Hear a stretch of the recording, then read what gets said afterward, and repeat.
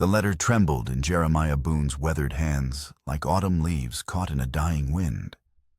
4 words written in faded ink across yellowed paper: "I will come if you'll have me." He read them twice, then a third time, hardly daring to believe they were real. The stage was due Friday. 3 days. He folded the paper with the reverence of a man handling scripture, tucking it deep into his vest pocket, where it rested against his heart. His calloused fingers lingered there, pressing the letter flat against his ribs, as if it might dissolve into dust if not held close enough. Hope and dread wrestled in his chest, like fighting cocks, neither gaining ground. It was too late to withdraw the advertisement. Now the damage was done. The whole town of Red Bluff had seen it posted beside Miller's dry goods store 3 weeks prior: mail-order bride wanted for isolated homestead. Widower, 1 dependent Christian household will compensate for travel. Serious inquiries only. No signature, just his name printed at the bottom in block letters that seemed to announce his desperation to anyone who cared to look. The townspeople had whispered, not out of malice. Jeremiah Boone was known as a decent man, but because everyone knew about his son. About the accident 4 years ago that had claimed his wife Alina and left 16-year-old Ezra unable to walk. The boy was sharp as a tack and tall for his age, but his legs had withered to little more than kindling after months of fever and forced stillness. He spent his days in a wheelchair Jeremiah had carved from scrap oak and salvaged iron wheels, rolling himself from room to room like a ghost haunting his own life. Not one woman had answered the advertisement. Not until now. Jeremiah closed his eyes and let his mind drift back to that terrible day 4 years past. The wagon wheels had caught a loose stone on the mountain pass, sending the whole rig careening off the narrow trail. Alina had been thrown clear, but struck her head on granite. She died before sunset, her hand growing cold in his, while Ezra lay unconscious with both legs twisted beneath the wagon's weight. The boy had survived, but walking was a memory now, like his mother's laughter or the sound of her humming while she kneaded bread. The morning of the stagecoach's arrival dawned crisp and golden, painting the hills around Red Bluff in shades of amber and rust. Jeremiah stood at the edge of Main Street, his best hat clutched in white-knuckled hands, nerves coiled tight as a spring trap in his chest. He hadn't told Ezra about the letter, couldn't bring himself to raise the boy's hopes, only to watch them shatter if this Clara person took one look at their situation and climbed right back aboard the stage. "Just said we had a visitor coming." He'd mumbled over breakfast, avoiding Ezra's questioning gaze. The boy had nodded and returned to his eggs without pressing for details. He rarely did any more. The coach arrived an hour late, dust billowing behind it like a prairie storm. When it finally rolled to a stop outside the saloon, Jeremiah stepped forward, instinctively removing his hat as a single passenger emerged. She was taller than he'd expected, wrapped in black from throat to booteel like a preacher's widow. Her dark hair was pulled back severely, and her gloved hands gripped a small traveling case as if it contained everything she owned in the world. She didn't scan the small crowd of curious onlookers, but locked eyes with Jeremiah immediately, as if she'd somehow known exactly who he was. Then she nodded once, brief and decisive. "Mrs. Wren," he asked, stepping closer. "Clara," she corrected softly. "Clara Wren." She looked older than her years, not from time, but from something deeper, grief perhaps, or simply the weight of living. Her mouth had forgotten how to smile naturally, and her eyes held a weariness that spoke of long nights and longer days. But she stood straight and met his gaze without flinching. Jeremiah offered his hand. She hesitated for just a moment before shaking it. Her grip surprised him, steady and firm, like a woman accustomed to hard work. "I appreciate you coming," he said. "I had nowhere else to go," she replied simply. There was no ceremony to it, no awkward small talk or nervous laughter. They loaded her single bag into his wagon and rode toward the ranch in near silence, wheels clattering over frozen earth, while the sun climbed higher in the cloudless sky. Jeremiah kept stealing glances at her profile, but Clara kept her eyes fixed on the road ahead, her hands folded carefully in her lap. The Boone Ranch came into view, gradually nestled at the base of rolling hills like a child's toy set. Nothing fancy, just a sturdy log house with a wide porch, a red barn, and split-rail fences marking off modest pastures where a handful of cattle grazed. Honest buildings built to last, weathered gray by mountain winters, but still standing proud. Ezra was waiting on the porch, a book open in his lap, and a wool blanket tucked around his legs. His wheelchair sat positioned to catch the afternoon sun, and he looked up as they approached, curiosity brightening his intelligent brown eyes. Clara's breath caught audibly when she saw him. But she didn't flinch at the sight of the wheelchair or the way his legs bent at unnatural angles beneath the blanket. She didn't offer that particular brand of pity that made Ezra's jaw tighten and his shoulders hunch. She simply looked, really looked, taking in the boy's alert gaze and the careful way he held himself. "This is Clara," Jeremiah said as he helped her down from the wagon. "Clara, my son Ezra." Ezra gave a small nod. "Mom." "Hello, Ezra," Clara said, climbing the porch steps. "May I sit beside you?" The boy blinked in surprise. Most visitors preferred to stand to tower over him rather than come down to his level. "Sure," he said, wheeling back to make room. Clara settled onto the wooden bench beside his chair and gestured toward the book. "What are you reading?" "Robinson Crusoe." Ezra replied, holding up the worn volume. "I was almost finished. You can have it after me if you want."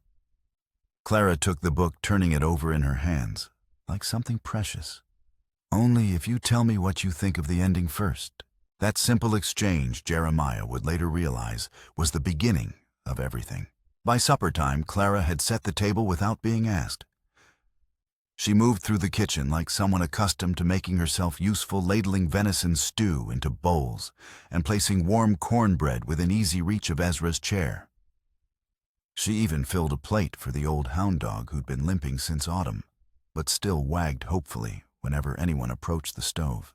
Jeremiah watched from the doorway, one shoulder braced against the frame, saying nothing as she worked. There was something almost reverent in the way she handled each task, as if setting a proper table was a kind of prayer. Later, after Ezra had wheeled himself to bed, Clara stood at the wash basin with her sleeves rolled up, scrubbing each dish clean. Jeremiah approached with a linen towel, and she handed him the dripping plates without comment. "You don't have to do all this," he said quietly. "I know," she replied, not looking up from the soapy water. "But I need to." He didn't argue, just dried the plates in companionable silence. That night, sleep came slowly. Jeremiah sat by the dying fire, the letters still folded in his vest pocket, listening to the house settle around him. Across the hall, Clara had taken the spare room, a space that had sat empty since Alina's funeral, gathering dust and shadows. He stared at the flickering flames, remembering countless other nights just like this one, waiting for silence to feel like peace instead of punishment. But something had changed tonight. Ezra had been different during supper, brighter somehow, less guarded. He'd actually laughed when Clara accidentally knocked over the salt cellar, and then laughed again when she muttered an embarrassed apology. The sound had hit Jeremiah like a physical blow, reminding him how long it had been since joy had echoed through these rooms. He didn't want to hope. Hope had a way of dressing itself up like a future that would never come, then disappearing when you needed it most. But still it stirred in his chest, like embers refusing to die. The next morning, Clara rose before either of them. She was already feeding the chickens when Jeremiah stepped outside her black skirts, sweeping the frost-covered ground, and her breath forming small clouds in the crisp air. She looked like someone who'd lived a dozen different lives, each one leaving its mark. "Coffee's on the stove," she said without turning around. By the time Ezra maneuvered his chair onto the porch, Clara had prepared a simple breakfast of eggs, bacon, and biscuits. She didn't hover or fuss, just sat nearby, pointing out birds on the fence posts and asking about his drawings. Jeremiah watched from behind his coffee cup, afraid to speak and break whatever fragile spell was settling over them. Days passed like that, each one flowing into the next with surprising ease. The silence of the house began to change, not louder, but warmer somehow.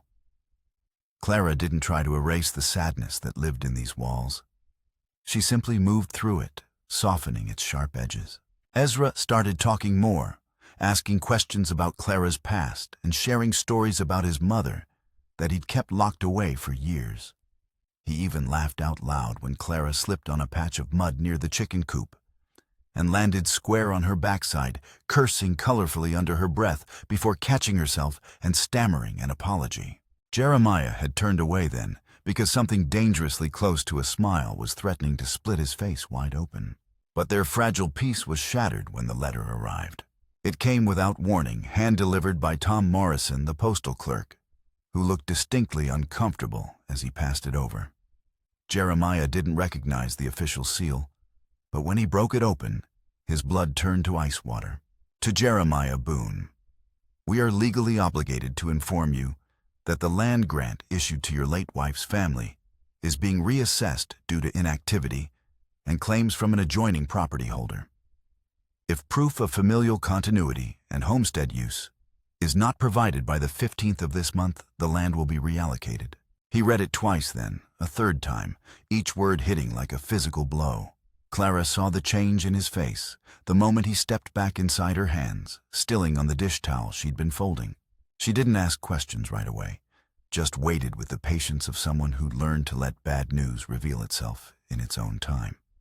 When he finally handed her the letter, she read it in complete silence, her expression growing more troubled with each line. "You need a wife," she said at last, her voice barely above a whisper. "I posted that advertisement for Ezra." Jeremiah replied, sinking into his chair like a man suddenly aged beyond his years. "Not for paperwork." Clara folded the letter carefully, her movements precise and deliberate. "Then I suppose it's time I earned my keep." Jeremiah's breath caught in his throat. "Clara, that's not—" She cut him off with a look not harsh, but steady as granite. "I'm not asking for love, Jeremiah. Just a place to belong. And I think maybe Ezra needs that too." He wanted to argue, to tell her she didn't understand what she was offering. But the truth was, he couldn't. The land had been in Alina's family for 2 generations, passed down through blood and marriage. Without a legal wife, without legitimate heirs, they'd lose everything. Ezra would have nothing. Outside, the wind picked up, rattling the windows and moaning through the eaves.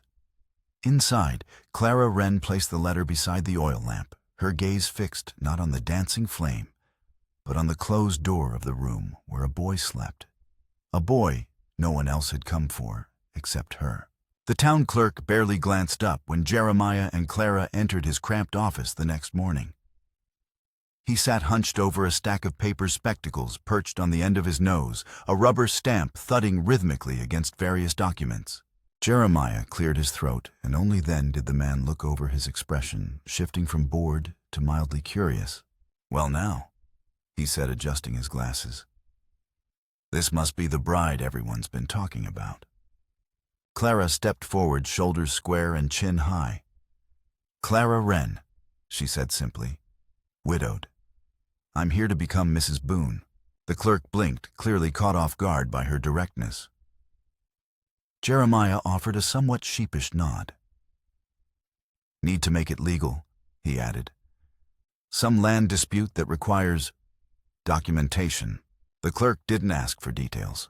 Red Bluff wasn't the kind of town that demanded explanations, especially when the people involved were quiet folk who paid their taxes and minded their own business. The marriage was recorded with 2 quick signatures and a half-hearted blessing that carried all the ceremony of a business transaction. Clara wore the same black dress she'd arrived in.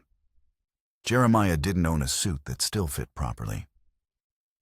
When they left the office, they were legally husband and wife, bound by law, if not by love. The ride back to the ranch passed in thoughtful silence. Clara kept her eyes on the horizon, watching clouds build over the distant mountains. Finally, she spoke. "You didn't tell Ezra." "I didn't know what to say," Jeremiah admitted. "He's had too many changes already." Clara nodded slowly. "Then maybe he should hear it from both of us." They found Ezra in the barn, carefully grooming the old mule's coat. His sleeves were rolled up, revealing arms that had grown surprisingly strong from years of maneuvering his wheelchair, and his hair was damp with honest sweat. He looked up as they approached, smiling briefly, until he noticed their solemn expressions. Something shifted in his face, not fear exactly, but a wariness born of too much loss. "We went to town." Jeremiah began, his voice rougher than intended. Ezra nodded. "I figured." The words seemed to stick in Jeremiah's throat. How did a man explain to his son that he'd married a virtual stranger to keep a roof over their heads? "Clara and we got married," he finally managed. "To keep the ranch, to keep the land for you." Ezra's face didn't change, but his hands stilled on the mule's brush. "You didn't have to do that." Clara stepped forward, her voice gentle but firm. "I wanted to." That made Ezra look up, really look, searching her face for something, truth, perhaps, or simple kindness. After a long moment, he nodded once and returned to his grooming. "Okay," he said quietly, "if that's what you both want." But later at supper, the house felt different. Not cold or angry, just hollow somehow, as if something had been moved but not replaced. Clara passed the bread as she always did. Jeremiah sipped his coffee. Ezra ate in careful silence, though his hands trembled slightly when he reached for his water glass. That night, Jeremiah lingered by the fire long after the others had gone to bed, staring at the flames until they blurred into meaningless shapes. He'd expected. What gratitude, joy? Of course not. But he hadn't expected the quiet to feel heavier than before, pressing down on his chest like a physical weight. And then, sometime in the deep hours before dawn, he woke to the sound of crying. Not Ezra. Clara. Her door was slightly ajar, and soft sobs drifted through the gap like escaping ghosts. Jeremiah stood in the hallway for a long time, his bare feet growing cold on the wooden floor, unsure whether he should knock or simply retreat to his own loneliness. In the end, he did neither. He returned to his chair by the dying fire and sat there until sunrise, keeping vigil over a house full of broken hearts trying to heal. The breaking point. The days that followed passed in careful fragments. They lived side by side like actors in a play without a script, each trying to find their place in this new arrangement. Clara moved through the house with practiced calm, but her eyes gave her away too bright, too watchful, like someone braced for disappointment. Jeremiah tried to speak with her several times, but every conversation felt forced, the words tangling on his tongue before they could find air. Ezra was quieter than ever, responding to questions with single words and spending long hours staring out the window at nothing. The boy who'd been slowly coming back to life seemed to retreat into himself again, as if this marriage had somehow diminished rather than expanded their small family. Then came the morning everything changed. It happened during routine chores. Ezra had insisted on helping with the hay, something about feeling useful, about pulling his weight despite his limitations. Jeremiah had gone inside for coffee, trusting the boy to manage the simple task of moving bales from the barn to the pasture. Clara was in her garden, coaxing late vegetables from the stubborn earth.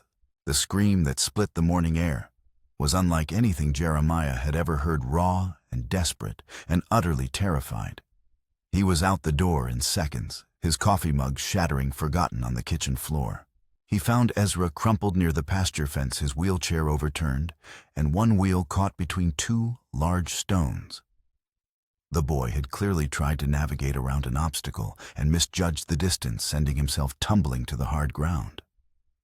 His right leg was twisted beneath him at a sickening angle, and tears of pain and frustration streamed down his face. Clara reached them just behind Jeremiah, dropping to her knees in the dirt without regard for her clean dress. "Ezra, don't move," she said, her voice steady despite the panic in her eyes. "I'm fine," he snapped, but his voice cracked on the words. "Just get me up." "You're not fine," Jeremiah said, kneeling beside his son. "Let me help." "I said I'm fine." Ezra shoved his father's hands away, his voice rising to something dangerously close to a shout. "You don't have to pretend anymore. I'm broken, and I've always been broken, and now you've got your new wife to distract you from the burden." The words hit like physical blows. Clara went very still. Jeremiah's face drained of color. Ezra's chest heaved with emotions too big for his 16-year-old frame to contain. "You think I didn't notice?" He continued, his voice cracking. "The way you sit at opposite ends of the table now. The way you stopped reading to me at night. You've got someone whole now. Someone who can walk and work and help you forget you ever had a crippled son." The silence that followed was deafening.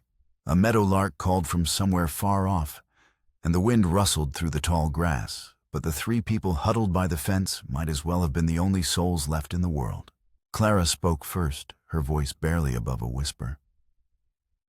"Ezra," she said, reaching out to touch his arm.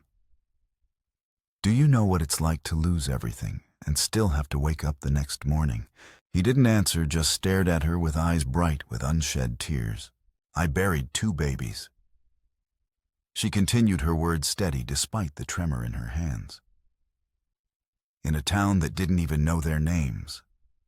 I washed my husband's blood from my kitchen floor after he fell down drunk one too many times, and I still had to wake up. I still had to breathe." Her voice grew stronger, more certain. "You are not broken, Ezra Boone. You are not a burden. You are a boy who's angry and scared, and so very, very loved." Ezra's mouth trembled. He looked at his father through tear-blurred eyes. "Did you forget about me?" he whispered. "After you married her, did you stop thinking about me?" Jeremiah didn't speak immediately. Instead, he reached out and placed both hands on either side of Ezra's face, holding his son's gaze like something precious. "Never," he said, his voice thick with emotion. "Not for 1 second, not for 1 heartbeat. You are my son in every way that matters, and nothing, no marriage, no woman, no piece of paper will ever change that." Ezra broke then, not loudly or dramatically, but in the quiet way that boys do when they've held everything inside for too long. Great, shuddering sobs racked his thin frame, as 4 years of grief and fear and desperate loneliness finally found their way to the surface. They got him back to the house, Clara tending his bruises, while Jeremiah straightened the wheelchair and checked it for damage. The injury wasn't serious, just some scrapes and a badly bruised hip, but something more important had been injured and then perhaps begun to heal. That evening, as they sat around the dinner table, Clara noticed something that made her breath catch. There on the mantelpiece, where it had never been before, sat a small framed photograph of a woman with dark hair and kind eyes holding a baby. Alina and infant Ezra placed in a position of honor where anyone who entered could see them. She used to hum while she cooked, Ezra said suddenly, following Clara's gaze.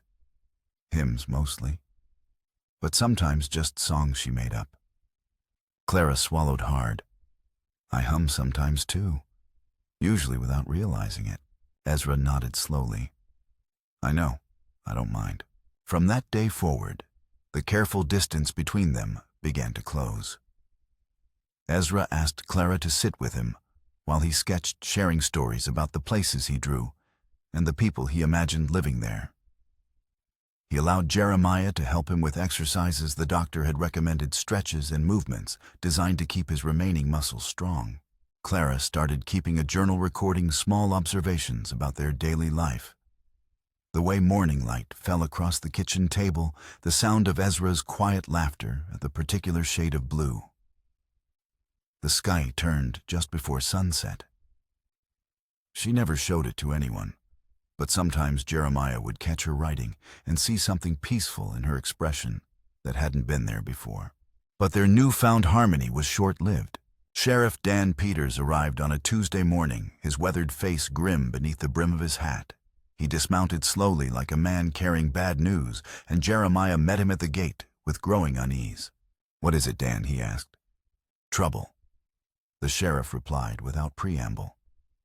"The man filing claim against your land isn't just after boundaries. His name's Harlan Crowley, comes from money back east.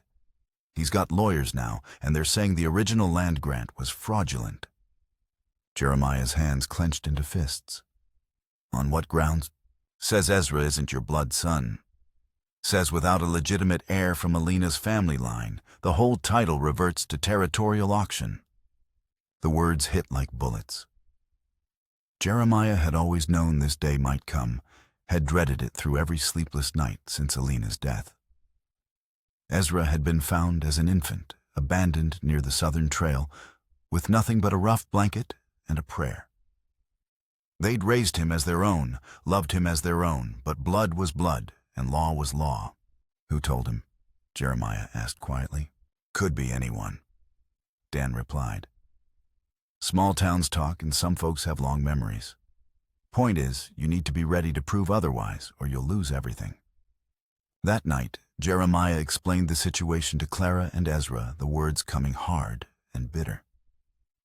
How the land had passed through Alina's family for 2 generations. How Ezra had been adopted as an infant, taken in when they found him abandoned and nearly dead from exposure. How they'd raised him without ever speaking of bloodlines because it hadn't seemed to matter. Until now. Ezra stared at the table for a long time after Jeremiah finished speaking. When he finally looked up, his face was pale but composed. So I'm not really yours, he said quietly. Jeremiah's eyes filled with tears he refused to shed. You are mine in every way that counts. I changed your diapers and stayed up with your fevers. I taught you to read and built that wheelchair with my own hands. I would die for you without hesitation. And that's more real than any blood that runs through your veins. Clara placed a gentle hand on Ezra's shoulder. Families are made, Ezra. They're built one day at a time, one choice at a time. What matters isn't where you came from, but who chose to love you. But the boy shook his head, something breaking in his expression. What if it's not enough? What if they take the ranch anyway? The question hung in the air like smoke from a dying fire. Outside, storm clouds gathered over the mountains, heavy with the promise of rain. The courtroom was stifling despite the frost clinging to the windows. A pot-bellied stove hissed and sputtered in one corner, filling the air with the smell of burning coal and nervous sweat. Jeremiah sat rigid at the defendant's table, his best shirt collar tight around his throat, while Clara held herself motionless beside him.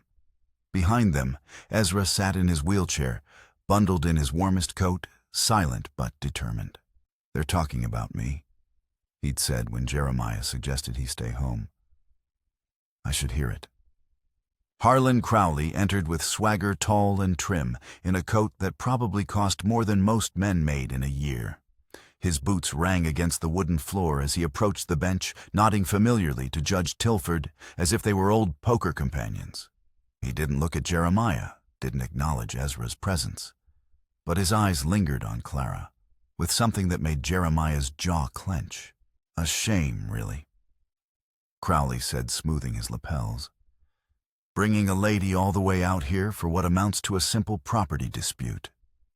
Judge Tilford, a white-haired man with tired eyes, called for order. This is not a criminal proceeding, he announced. This is a challenge to a property claim.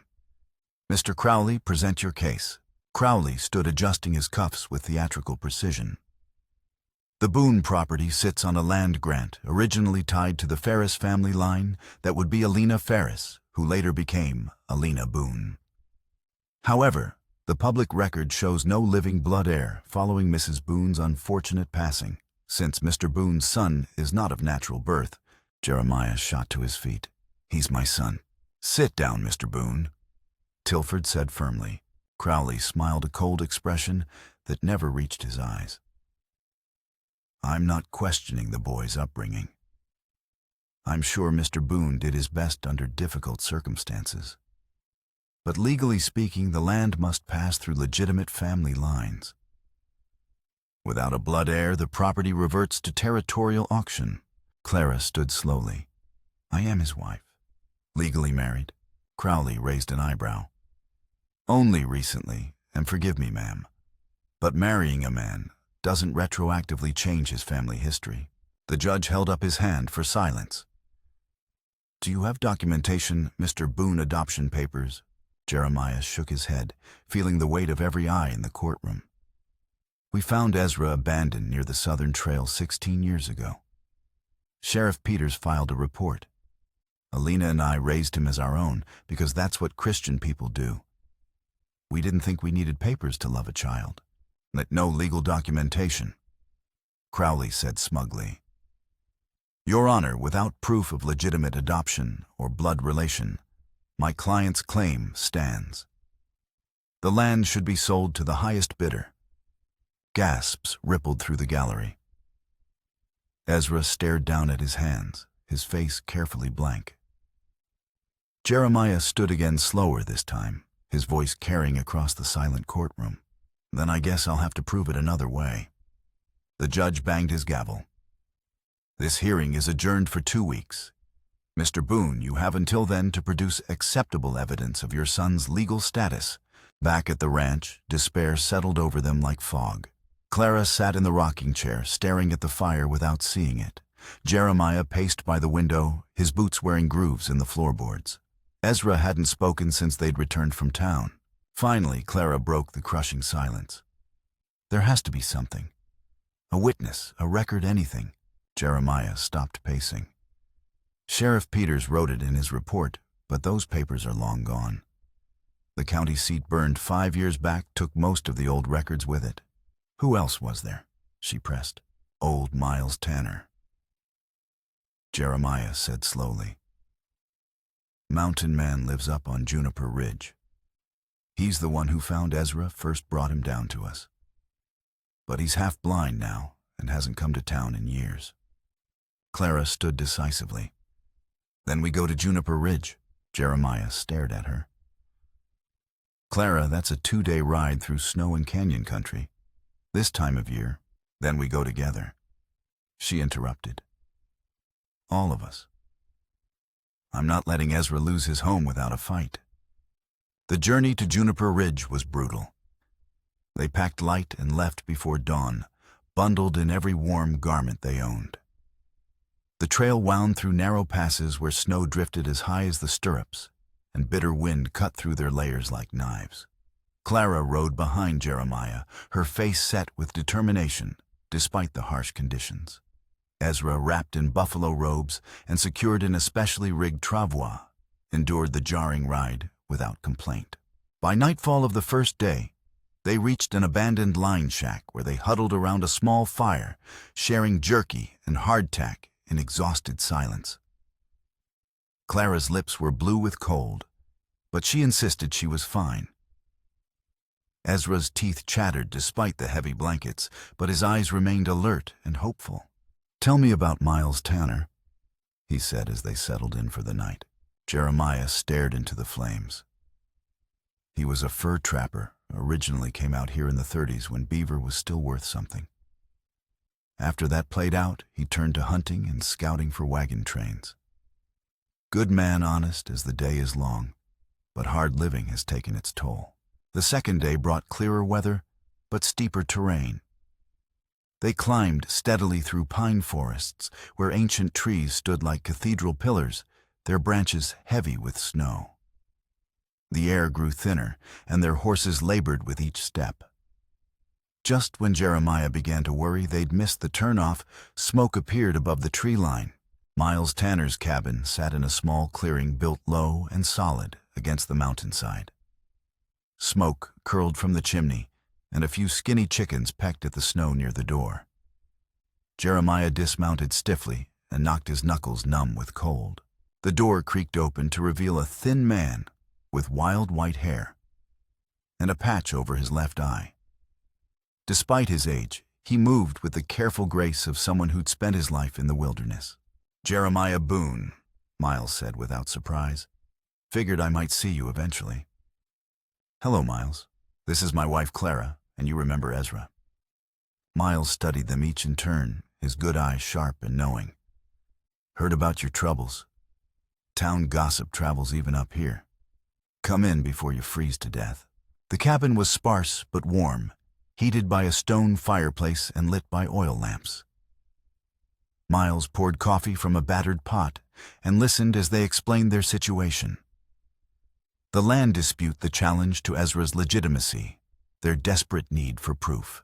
I remember that night, Miles said when they finished. Winter of '67, cold as I've ever seen. I was checking my trap lines when I heard crying, thought it was a wildcat at first. Found that baby wrapped in a brown blanket, near frozen, but still fighting. Clara leaned forward eagerly. The blanket, we still have it. Ezra keeps it in his room. Miles nodded slowly. Brown wool with a white cross sewn into one corner. Finest needlework I ever saw, like something a church lady might make for her own grandchild. Jeremiah felt his heart skip. You think that would be enough proof? Depends on the judge, Miles replied.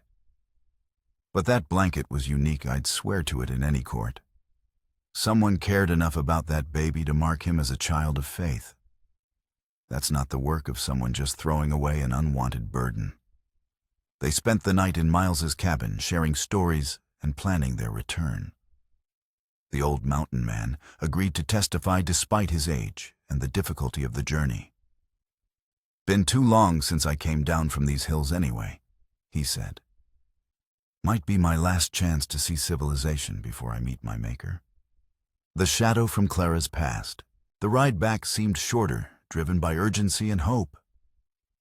They traveled hard, stopping only when the horses absolutely needed rest. Clara had found new strength somewhere, her back straight and her eyes bright with determination.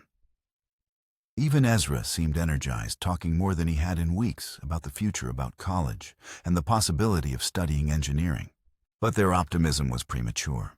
They returned to find the ranch house dark and cold, the fire dead in the grate. On the kitchen table sat another letter, this one bearing an unfamiliar seal.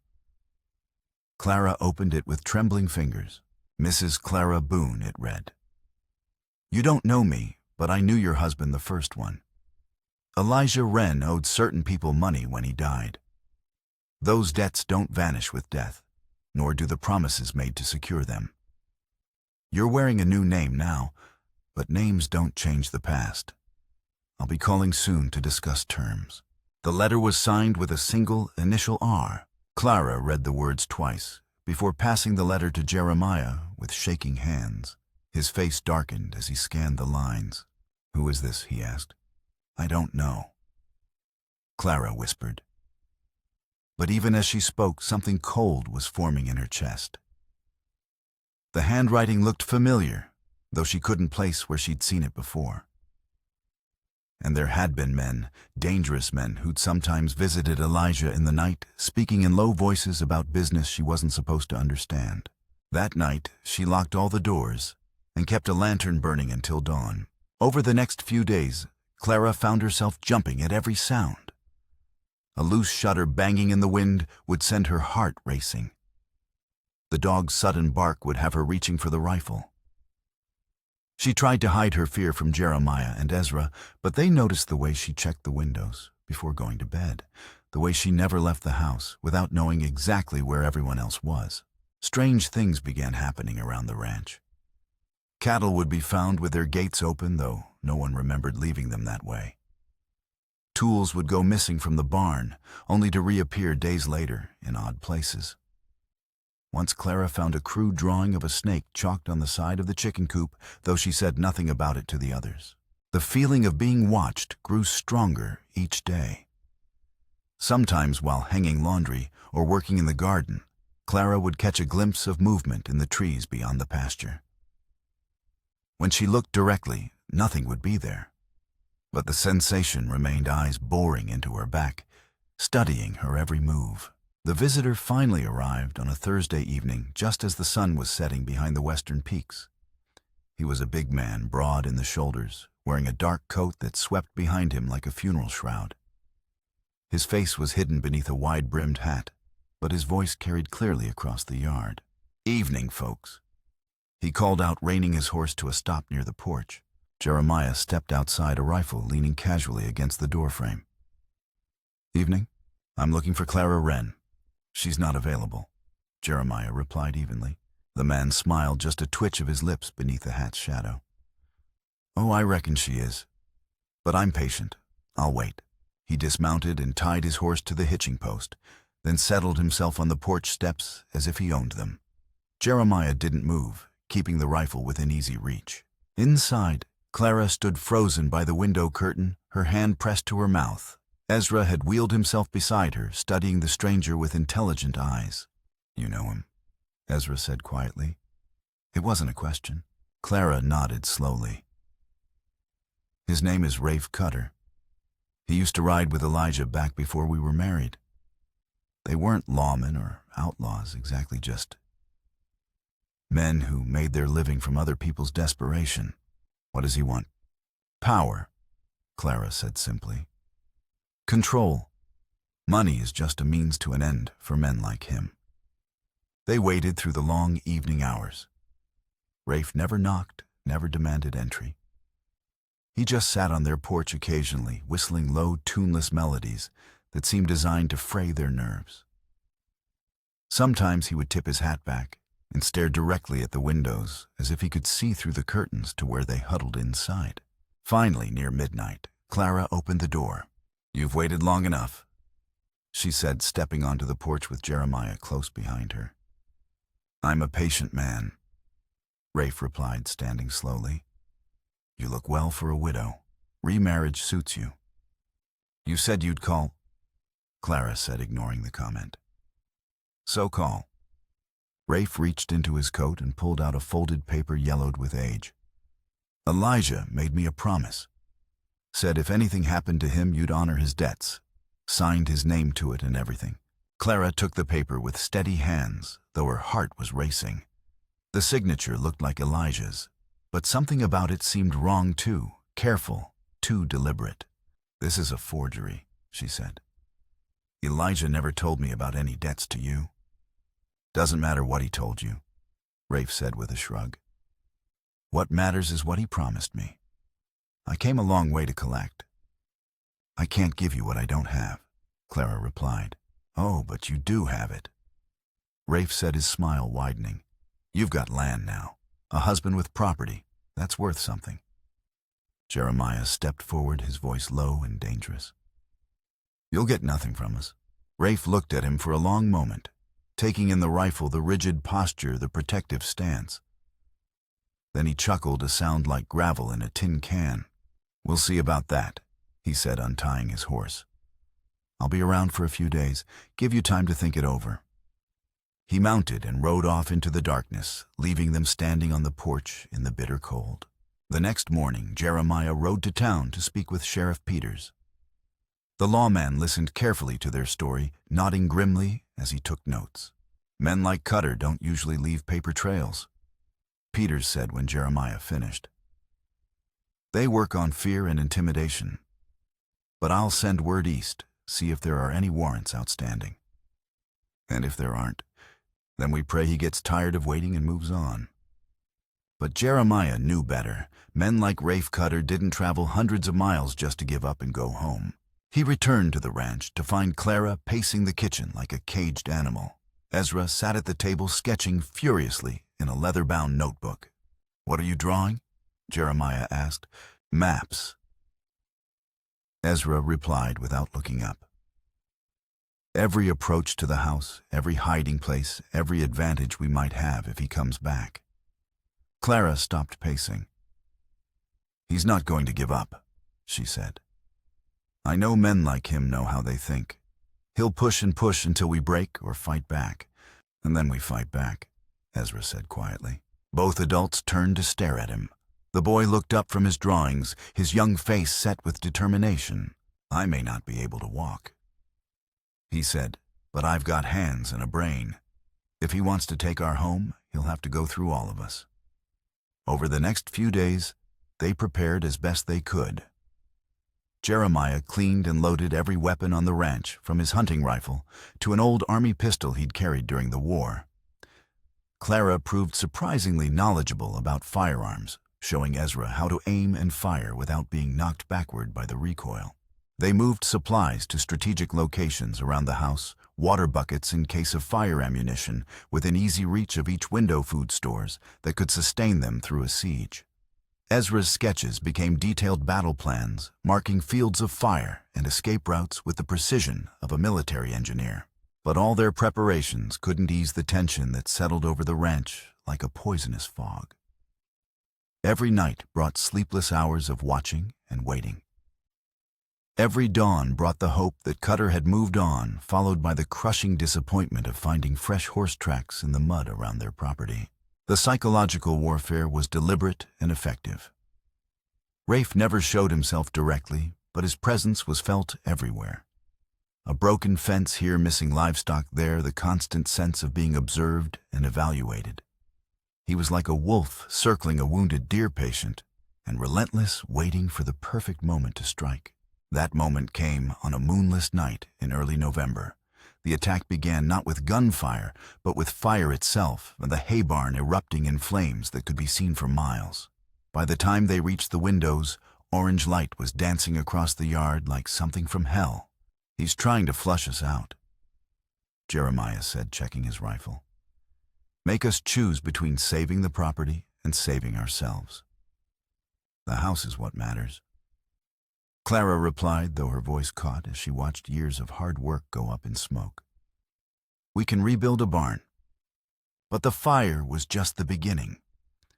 As they stood watching their livelihood burn, rifle shots began ringing out from the darkness beyond the light.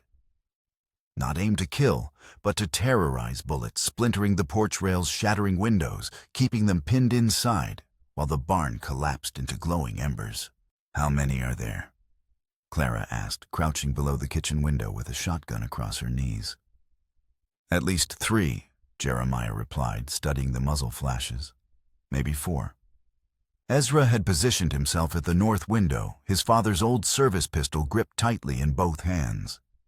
His face was pale but determined, and when a rider came close enough to the house, the boy's shot sent the man diving for cover behind the water trough. "Good shooting," Clara called out, and Ezra managed a tight smile. The siege continued through the long night. The attackers never rushed the house directly, instead maintaining a steady pattern of harassment designed to wear down their defenders. Bullets would crash through windows at irregular intervals, keeping everyone on edge. Torches would be thrown onto the roof, only to be doused by Clara's quick work with the water buckets. As dawn approached, exhaustion began to take its toll. Jeremiah's hands shook slightly as he reloaded his rifle. Clara's aim grew less steady with each passing hour. Even Ezra, fueled by adrenaline and righteous anger, was beginning to flag. That's when Rafe Cutter finally showed himself. Bunkard, his voice carried across the yard as the eastern sky began to lighten. "Time to settle this like men." Jeremiah appeared at the front window, rifle raised. "What do you want, Cutter?" "Same thing I've always wanted," Rafe replied, stepping into the open with his hands spread wide. "Payment for debts owed. You give me what I'm due and my boys and I ride away peaceful like." "And if we don't?" Rafe's laugh was like breaking glass. "Then we take what we can and burn the rest. Your choice, farmer." Jeremiah's finger tightened on the trigger, but Clara placed a gentle hand on his arm. "Let me talk to him," she said quietly. Before anyone could stop her, she stood and walked to the front door, opening it wide. She stepped onto the porch unarmed and unafraid, her chin held high despite the danger. "Hello, Rafe," she said calmly. "It's been a long time." Cutter's eyes widened slightly, as if he hadn't expected her to be so direct. "Clara, you're looking well." "What did Elijah really owe you?" she asked, ignoring the pleasantries. "Information, mostly. Names and places of people who might not want their business known. Your husband was good at listening, bad at keeping his mouth shut when he drank." Clara nodded slowly. "And now you think I have that information. I think you have something worth trading for it," Rafe replied. "This land, this family, seems like a good life you've built here. Be ashamed to see it all burn." "You're right," Clara said, and Jeremiah's heart sank. It would be a shame. She paused, looking around at the ranch she'd come to love. At the man who'd given her a second chance, at the boy who'd become like a son to her. "But you made one mistake, Rafe," she continued. "You assumed I was still the same frightened woman who used to cower when Elijah came home drunk." Her hand moved to the pistol hidden in her apron pocket. I'm not that woman anymore. The gunshot that followed seemed to echo forever in the mountain air. 3 days later, they sat once again in Judge Tilford's courtroom. Though this time, the atmosphere was markedly different. News of the siege had spread throughout the territory, and public opinion had shifted dramatically in favor of the Boone family. The gallery was packed with supporters, and even Harlan Crowley seemed less confident than before. Sheriff Peters had testified about Rafe Cutter's criminal background and the attack on the ranch. Cutter himself was in territorial prison, facing charges of arson assault and attempted extortion. His surviving accomplices had been eager to testify against him in exchange for reduced sentences. But the real surprise came when Miles Tanner took the stand, leaning heavily on a walking stick, but speaking with clear authority. "I was there the night that baby was found," he said, his voice carrying to every corner of the courtroom. "Winter storm, cold enough to freeze a man's soul. Found him wrapped in a blanket with a white cross sewn in the corner, finest needlework I ever saw. He pulled the blanket from a canvas bag, holding it up for all to see. This blanket right here. Whoever left that child didn't abandon him. They marked him as loved, as chosen. That's the work of someone who cared, who wanted him found by good Christian people." Judge Tilford examined the blanket, carefully running his fingers over the faded cross. "This is indeed unique craftsmanship," he said. "Mr. Tanner, would you swear under oath that this is the same blanket?" "I'd stake my life on it, Your Honor." Crowley tried to argue that the evidence was circumstantial, that it proved nothing about legal adoption or blood relations. But his words fell flat in the face of Miles Tanner's testimony and the obvious public sympathy for the Boone family.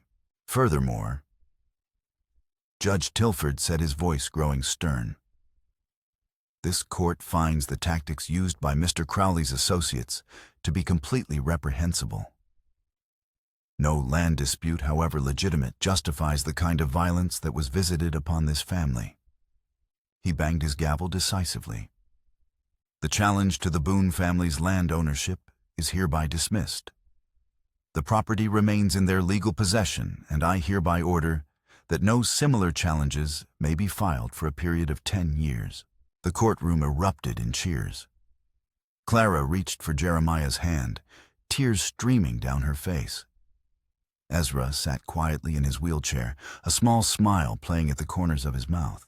Outside the courthouse, well-wishers surrounded them with congratulations and offers of help rebuilding the barn. It seemed as though the entire territory had been following their story, and the outcome felt like a victory for decent people everywhere. But for the Boone family, the real victory wasn't in the courtroom. It was in the journey that had brought them together, the trials that had forged them into something stronger than any of them could have been alone. Spring came early that year, melting the last of the winter snow and filling the valley with the sound of running water and birdsong. The new barn stood proud and strong, built with lumber donated by neighbors and raised in a single day by the entire community. It was larger than the old one, with modern improvements that made the work easier and more efficient. Clara's garden had never looked better, bursting with vegetables and flowers that painted the landscape in brilliant colors. She'd started teaching at the local school 2 days a week, sharing her knowledge of reading and writing with children whose families couldn't afford formal education. The work filled her with purpose and gave her a connection to the community that went beyond her role as Jeremiah's wife. Ezra had grown noticeably stronger over the winter months, not in his legs, but in his confidence and determination. He'd been accepted to the engineering program at the Territorial College, with classes beginning in the fall. His notebooks were filled with designs for improved farm equipment and accessibility devices that could help other people with similar challenges. "I want to build things that make life easier," he told his parents one evening as they sat on the porch watching the sunset. "Chairs that don't get stuck in mud, lifts that help people reach high shelves, maybe even some kind of vehicle that doesn't need horses."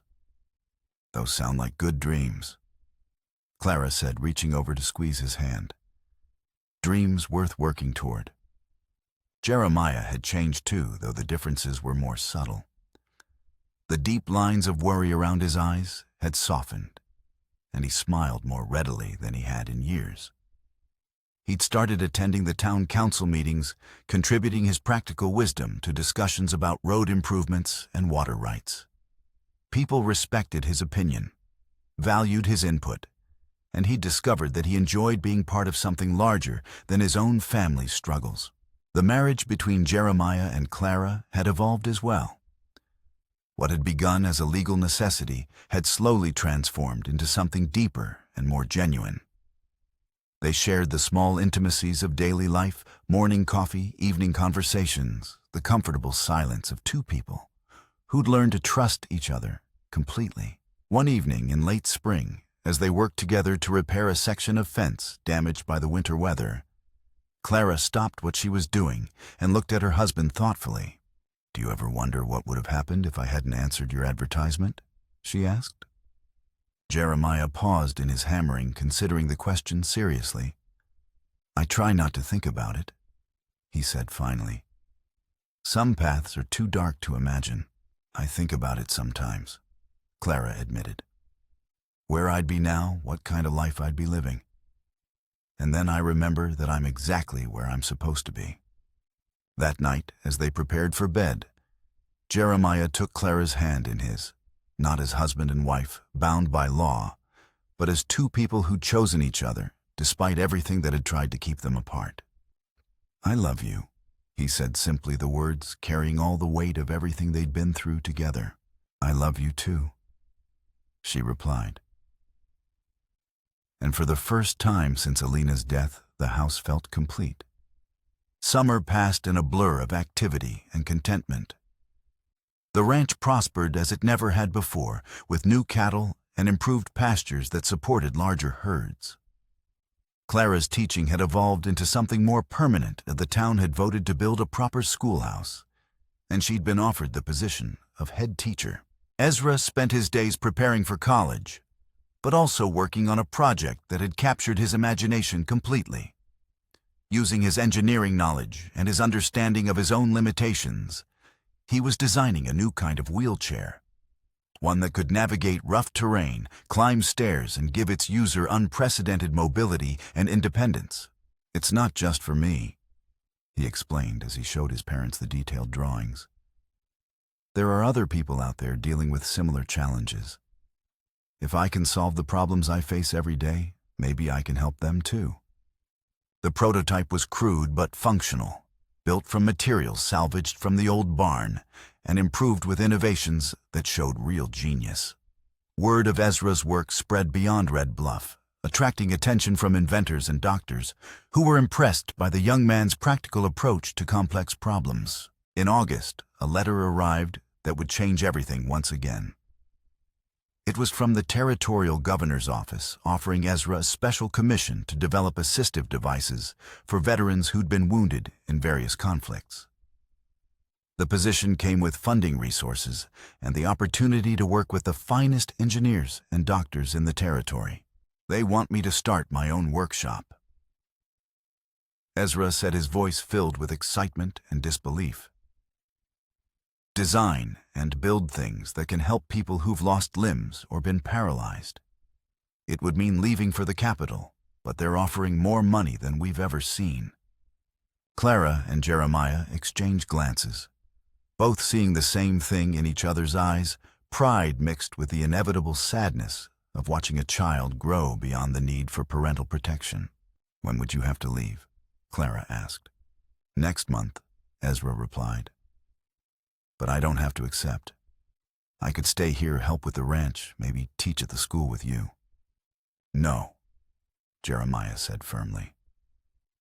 "This is your chance to do something important, something that matters beyond just our little valley.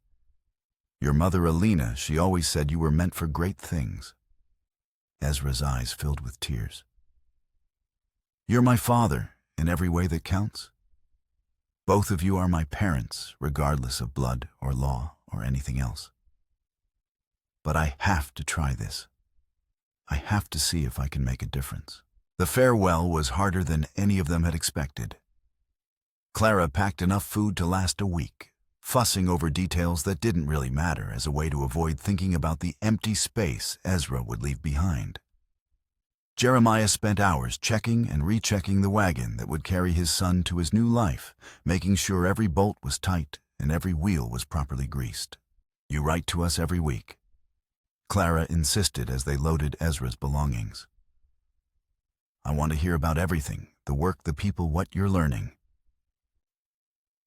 And if you need anything," Jeremiah added, "anything at all, you send word immediately. This will always be your home." Ezra nodded, trying to keep his composure, but failing as tears streamed down his face. "I won't forget where I came from," he promised. "I won't forget the people who saved me." The wagon disappeared over the hill, carrying with it the boy who'd brought their family together, and the young man who would carry their love into a larger world. Clara and Jeremiah stood on the porch long after the dust had settled, holding each other close and feeling the bittersweet satisfaction of parents who'd done their job well. 5 years passed. The ranch continued to prosper, and the Boone name became synonymous with integrity and hard work throughout the territory. Clara's school had grown to serve 3 counties with teachers she'd trained going on to establish schools of their own. Jeremiah had been elected to the territorial legislature, where his practical wisdom and honest dealing made him a respected voice in the debates that would shape the region's future. Ezra's letters came regularly filled with news of his successes and the lives he'd touched through his work. His designs had revolutionized assistive devices throughout the West, and his workshop had become a destination for people seeking solutions to mobility challenges. He'd even begun writing a book about adaptive engineering, sharing his knowledge with inventors and doctors across the country. But success hadn't changed him in the ways that mattered most.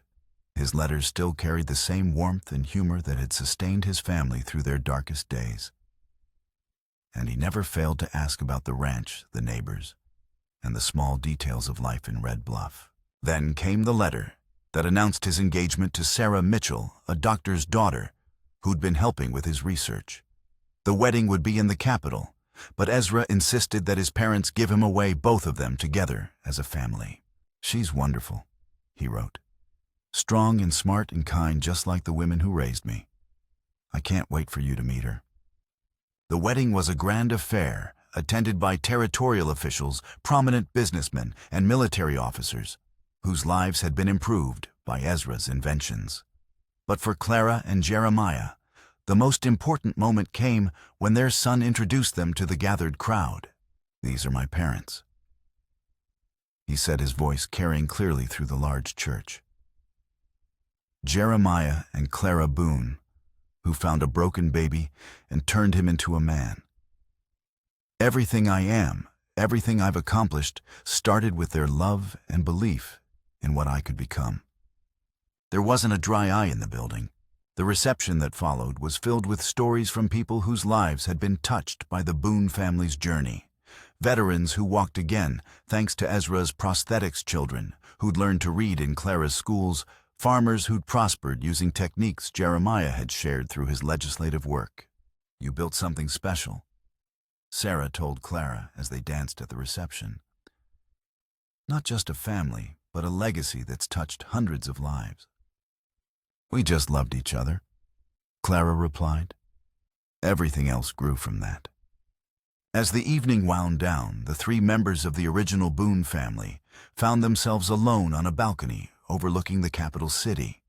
The lights stretched to the horizon, representing thousands of people living their own struggles and triumphs. "Do you ever miss it?" Ezra asked. "The quiet of the ranch, the simplicity of that life." "Sometimes," Jeremiah admitted. "But I wouldn't trade what we have now for anything. We started with nothing but hope and determination. Look what we built from that." Clara nodded, thinking of the journey that had brought them to this moment. That advertisement promised a place to live and work. It delivered so much more. "It delivered a family," Ezra said quietly. "The most important thing anyone can have." They stood together in comfortable silence, 3 people bound not by blood, but by something stronger: the deliberate choice to love and support each other through whatever challenges life might bring. The letter that had brought Clara to Red Bluff had been answered by a widow with hollow eyes and no future. But that woman was gone, replaced by someone who'd found purpose, love, and a legacy that would endure long after she was gone. 20 years later, Clara Boone sat at her writing desk in the ranch house that had become home to 4 generations of family. The walls were covered with photographs, Ezra's wedding grandchildren's birthdays, achievements, and milestones that marked the passage of time and the growth of love. She was writing her memoirs, trying to capture the essence of the journey that had brought her family to this place of contentment and prosperity. The story had taken on mythic proportions in the telling and retelling, but Clara was determined to record the truth on the fear, the doubt, the moments when everything had seemed lost. "What are you writing about today?" Jeremiah asked, settling into the chair beside her desk with a cup of coffee and the territorial newspaper. "The letter," Clara replied, looking out the window at the valley that had become their world. "The day I decided to answer your advertisement." "What made you do it?" he asked, though he'd heard her answer many times before. "Desperation mostly," she said honestly, "but also hope. Something told me that whatever awaited me in Red Bluff had to be better than what I was leaving behind." She dipped her pen in the inkwell and continued writing, recording the details of their story for the grandchildren who would inherit not just the ranch, but the values and determination that had built it. The letter was short. She wrote just one line, scrolled in faded ink. But it changed everything. Not because it promised love or happiness, it didn't promise either. It promised only a place to belong, and for a woman who'd lost everything that was enough. What began as mercy would test the meaning of love, loyalty, and sacrifice. But in the end, it delivered something far more precious than any of us had dared to hope.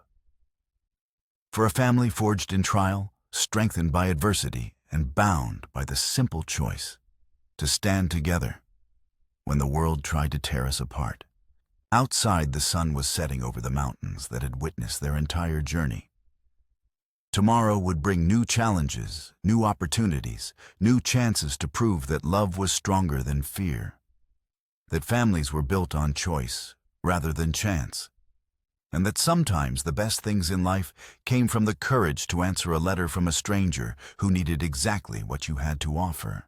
Clara Boone smiled as she signed her name to the final page, knowing that their story would live on in the lives they'd touched and the family they'd built together, one faithful day at a time.